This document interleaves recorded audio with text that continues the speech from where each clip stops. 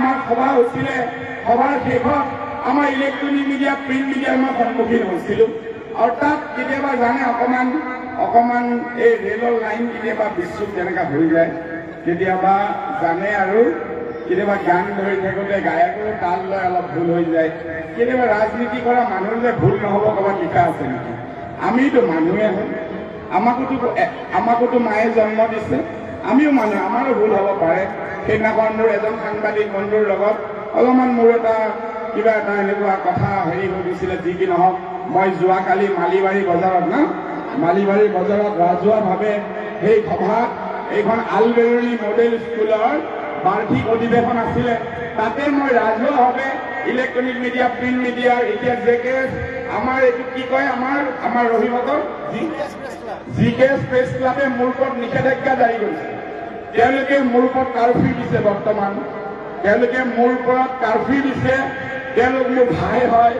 মোৰ ককাই হয় মোৰ বিশ্বাস যোৱা 20টা বছৰ জীৱনত তেওঁলোকৰ লগত বহুকেইটা ৰাতি আৰু দিন মই পাৰ কৰিছোঁ গতিকে মোৰ ওপৰত খং কৰিলেও কিমান দিন খং কৰি থাকিব বেছি দিন খং কৰি থাকিব নোৱাৰে আৰু অনতিপলমে মই আশা কৰোঁ তেওঁলোকে এইবিলাক কথা ধৰি ৰাখিব নালাগে মই ৰাজহুৱাভাৱে আহ্বান জনাইছোঁ তেওঁলোকৰ সভাপতি সম্পাদকলৈ সভাপতি কোন আমাৰ ৰহিম না সভাপতি নয়ন আলী আনোৱাৰ ছেক্ৰেটাৰী মই আনোৱাৰৰ লগত কথা পাতিছোঁ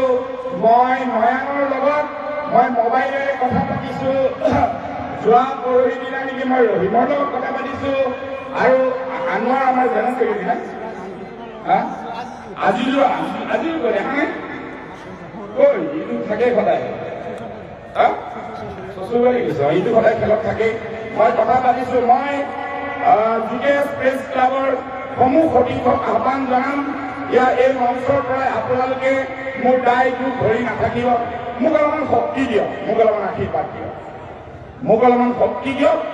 আশীৰ্বাদ দিয়ক ৰাইজৰ বহুত কাম আমাৰ কৰিবলৈ আছে